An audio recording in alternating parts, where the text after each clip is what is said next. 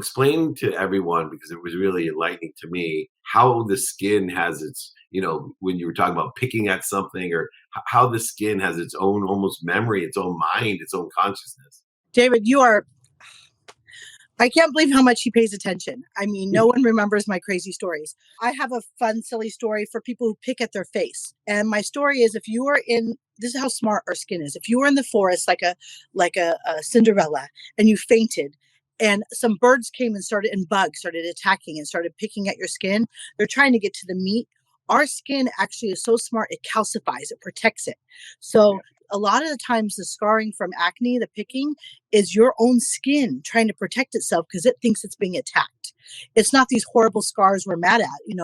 People are over exfoliating, over picking, and our skin is so smart, it wants to protect everything inside. So we have to, like you said, give it love. I tell people the time that you're washing your face, when you're doing it, tell yourself, thank you, skin. Thank you. Even if it's acne and ugly and scarred, whatever, thank it. Give it love. It will glow when you do this. When you're putting on your creams, you have 3 or 4 minutes, whatever you're doing that's the time to tell yourself thank you. When you stop, you're doing it anyways, and just give yourself that love, your skin listens. You do it vegan. Now, for people at home, and even for me, was it done another way? And there's toxins in it. And can you explain that for people at home so they know the difference? They know why what you're doing is so more beneficial. So I worked for Dr. Fulton, who is a famous dermatologist. He made Retin-A, he made benzoyl peroxide, he made a lot of big ingredients. And I was very lucky. I make a joke. He never hired me. I never left. So I worked for him. And what I found was, and he had these magical cleansers and products. And my parents' friends owned Mother's Market. And I also was not an employee. I thought I was a buyer there. I actually became a buyer there, by the way. I told them, you have to carry this line because all your skincare isn't clearing up my acne. But I found this acne product that works, that's down the street. You guys can carry inside Mother's.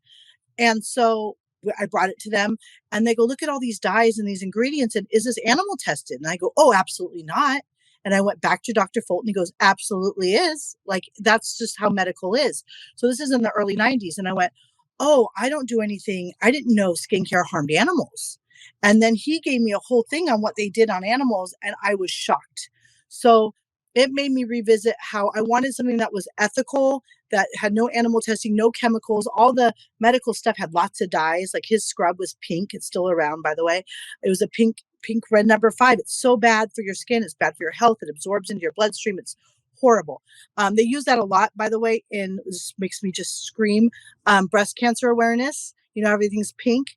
They put this cancer-causing dye in every breast cancer wellness product. I want to just scream from the rooftop. So I found that how unethical medical was and how unstudied the natural side was. It was a lot of like hocus pocus. People didn't know it. So when I started to I went to classes at UCLA that they're actually studying these natural products and how they work. And it was like integrative. It's like it's studied, but it's also natural. And that's where my journey began. I wanted to find something that actually worked, that was ethical, that was clean. And it's not out there. I mean, I had to almost make every single product that I couldn't find. Like sunscreens, I could find certain things I could find, but when I couldn't find them, I had to make them myself. And 22 years later, it's finally taking off. It's very exciting. Amazing.